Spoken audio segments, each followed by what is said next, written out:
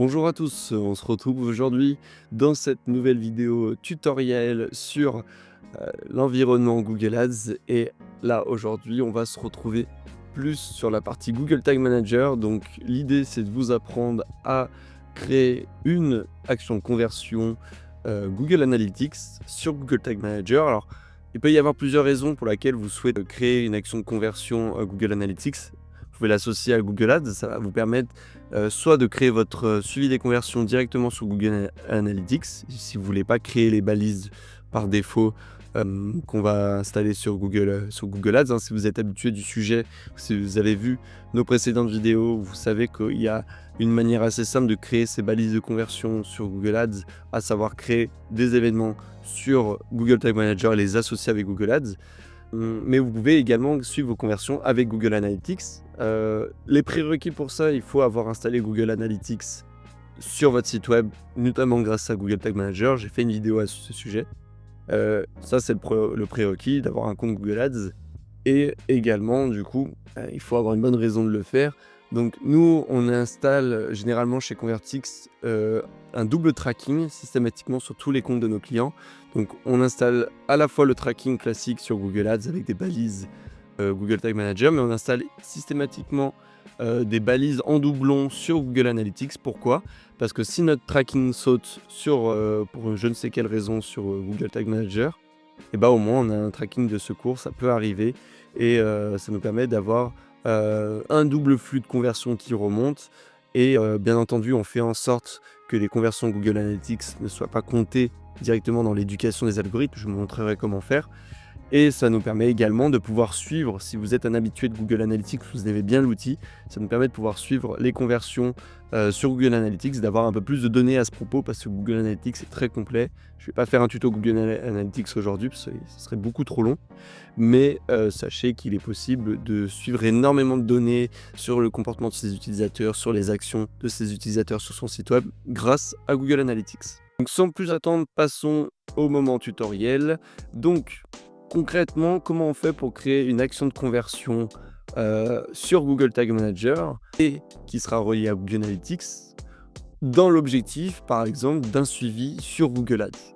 Donc comment on fait pour créer notre suivi des conversions Google Analytics?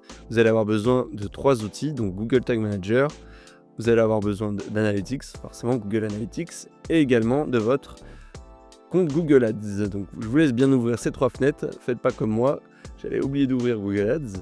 Et sans plus attendre, allons-y. Donc là, si vous avez vu nos précédentes vidéos, on a déjà je travaille toujours sur le même conteneur, on a nos actions de conversion, nos balises qui sont configurées. Je pars du principe que vous avez déjà configuré Google Tag Manager sur votre site. Et je pars du principe également, c'est un prérequis, que votre balise Google GA4 est déjà installée.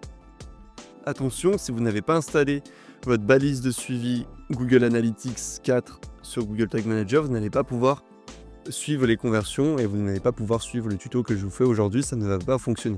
Donc le prérequis, c'est d'avoir bien cette balise Google GA4. Je vous laisse regarder notre tutoriel à ce propos pour faire en sorte que ça soit le cas. Donc, on va cliquer sur Nouvelle, faire comme d'habitude.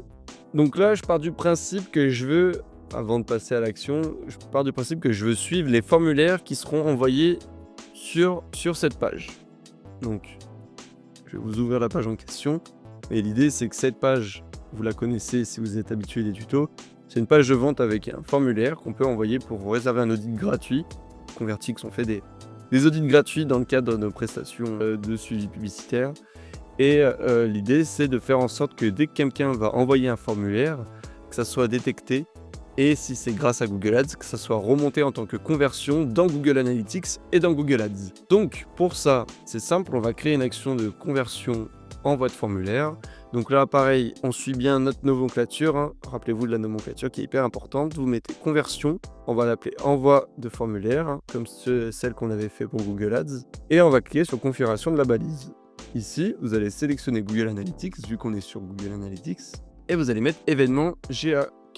Donc là, vous avez 2 champs à remplir. Donc le champ ID de mesure, si vous êtes sur Google Analytics, vous allez le retrouver ici. Donc je pars du principe que vous avez déjà installé Google Analytics également, vous avez créé votre compte, il y a une vidéo dédiée sur le sujet également. Là, vous allez cliquer sur flux de données, donc dans administration, flux de données. vous allez cliquer ici et vous allez copier-coller l'ID de mesure que vous avez là. Une fois que vous avez copié cette ID de mesure, vous revenez sur votre compte Google Tag Manager, vous le collez et là, vous allez créer un nom d'événement.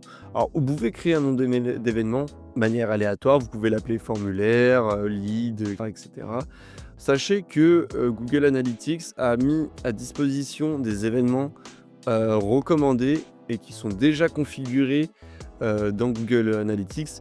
Autrement dit, c'est des événements qui ont déjà été renseignés dans Google Analytics. Et si Google Analytics voit cet événement, il sait à quoi ça correspond. Donc, il va pouvoir détecter en fait plus facilement le type de conversion que ça va être.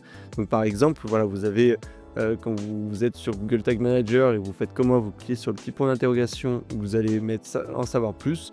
Vous avez un nombre assez important d'événements recommandés en fonction de l'événement que vous pouvez suivre.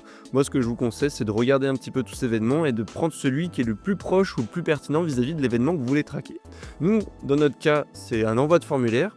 Donc, on va regarder si Google Analytics a créé un événement recommandé pour l'envoi de formulaire. Ça sera mieux pour son éducation. Et voilà, je vois que Generate Lead envoie un formulaire en ligne des informations entre connexion. Et ben moi, je vais utiliser Generate Lead parce que vu que Google Analytics, il le connaît déjà cet événement, ça sera beaucoup plus simple pour lui de lui donner les informations. Il sait que ça sera un lead généré, donc lui, il sera beaucoup plus intelligent pour prendre cette information en compte. Et je vais du coup mettre Generate Lead. En déclencheur, c'est simple. Vous prenez le déclencheur que vous avez mis pour votre balise Google Ads. Si vous n'avez pas encore créé votre tracking Google Ads, moi je vous invite à le faire en priorité. Mais sinon, c'est assez simple, il suffit de cliquer ici, de nommer votre déclencheur. Voilà, vous lui donnez un petit nom. Moi je ne vais pas le faire, je vais reprendre cette balise-là. Vous lui donnez un petit nom, voilà, et vous choisissez le type de déclencheur. Donc pareil, il y aura une vidéo un peu explicite sur quel type de déclencheur choisir en fonction de sa conversion. Je ne vais pas m'attarder sur ce sujet parce que c'est un sujet assez complexe et assez long. Et vous choisissez le bon déclencheur en fonction de votre action de conversion et vous avez votre balise qui est prête. On a notre événement GA4 qui est configuré, notre déclencheur c'est l'envoi de formulaire, en effet, suivre les envois de formulaire. Et du coup, je vais enregistrer. Nickel. Alors, on n'oublie pas toujours de publier. Voilà, vous faites comme moi, vous publiez bien. Sinon, ça ne marchera pas. Comme si vous êtes sur un traitement de texte et que vous n'enregistrez pas, ça ne marche pas, le texte est supprimé. Là, c'est pareil. J'en profite pour te couper 2 secondes sur cette vidéo. J'ai cofondé Convertix, une agence spécialisée en publicité en ligne sur Google et sur Meta. Aujourd'hui, on accompagne plus d'une 60aine de clients et on gère plus d'1,5 million de budget publicitaire par an. Alors, si tu souhaites te faire accompagner sur ta stratégie digitale et sur tes publicités, n'hésite pas à prendre rendez-vous pour un audit gratuit avec nous. Le lien est en description. Bonne vidéo. Et une fois que vous êtes ici, il y a 2 dernières étapes à faire. La première étape, c'est de vous assurer que Google Analytics a bien pris en compte que cet événement Generate Lead qu'on a créé est une conversion.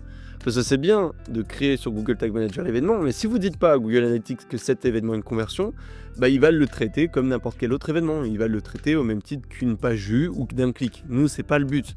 On veut que cet événement Generate Lead, qui correspond à l'envoi d'un formulaire, soit considéré comme une conversion. Et ça, c'est super important. Donc là, vous allez vous rendre, pareil, dans l'administration, dans Affichage des données. Vous avez l'onglet Événements. Et là, vous allez créer votre événement. Donc, c'est simple, hein. Vous mettez le nom de l'événement. Est-ce que moi je l'avais copié? Ah parfait, je peux le coller. Et là, le plus important, c'est de le définir comme événement clé. Qu'est-ce que ça signifie marquer un événement comme événement clé? Ça signifie de marquer cet événement comme un événement de conversion qui est important pour votre entreprise, comme ils le disent ici. Ça va être ce qui va permettre de suivre les conversions, notamment sur Google Ads. Si vous ne cochez pas cette case événement clé, vous n'allez pas pouvoir suivre vos conversions sur Google Ads grâce à un événement Google Analytics. Ça nous embête un peu. Donc là, au niveau de la configuration, alors si vous êtes dans un e-commerce et que vous savez qu'une vente en moyenne vous rapporte 100 €, vous mettez 100 €. Nous là, on n'est pas dans un e-commerce, on est en lead gen, en génération de prospects.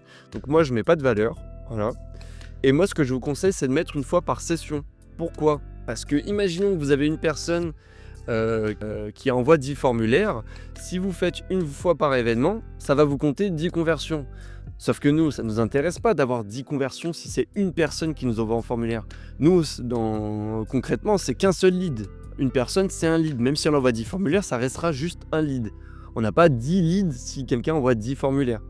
Et ben c'est pour ça qu'on va bien mettre une fois par session pour vraiment compter. Même si la personne elle envoie 10 formulaires qu'elle se trompe, on va compter un seul lead pour éviter de créer des doublons de conversion dans Google Ads.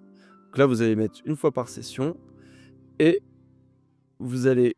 Alors là, il me demande de créer avec du code. Je vais mettre créer avec du code, mais voilà, là, vous ne touchez pas trop ces paramètres parce qu'on a déjà créé l'action dans Google Tag Manager et vous allez mettre créer.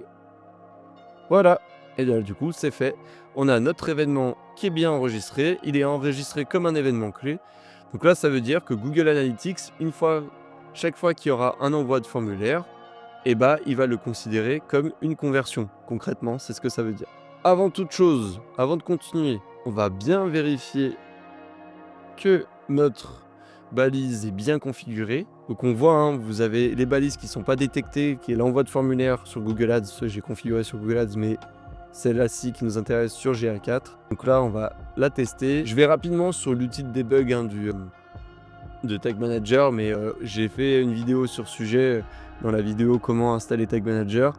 Voilà, c'est un outil qui est assez simple à utiliser. Moi, je vais rapidement, mais sachez que j'ai fait un tuto sur le sujet également. Là, vous cliquez sur demander mon audit, vous testez la conversion pour voir si ça fonctionne bien.